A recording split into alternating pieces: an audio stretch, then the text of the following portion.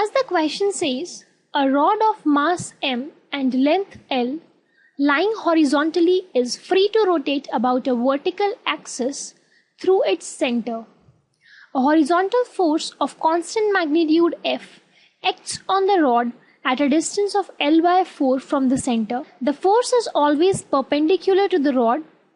Find the angle rotated by the rod during the time t after the motion starts.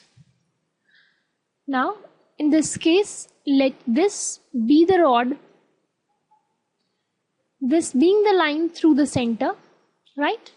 And a constant force is there, F, which is L by 4 distance from the center.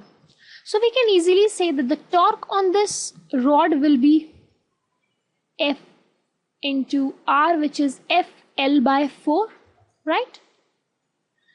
Now, we all know that torque is equals to moment of inertia into alpha, where alpha is the angular acceleration.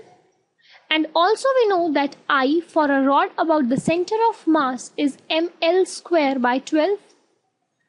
Putting the things into this equation, we get torque, that is F L by 4 equal to I, which is ml square by 12 into alpha, giving us alpha equal to 3F over ml.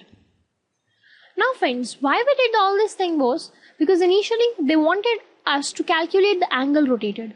How can we get a distance if we take the analog to the linear motion? Then how could we get the distance?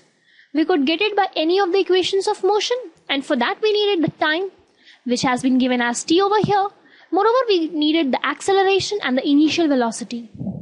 The initial velocity is 0 over here because the force started acting on. And so we need to find the acceleration only. That is why we took the help of torque equation in order to find the angular acceleration, the analog of linear acceleration, right? Now we are having the angular acceleration. We need to find the angle. We are having the time. So we can simply employ the second equation of motion, right? What it was? It was S equal to ut plus half at square. Taking its analog, we can say theta equal to omega naught into t plus half alpha t square, right? Omega naught is 0. So putting the values over here, we get theta equal to half into alpha, which is 3f over ml into t square.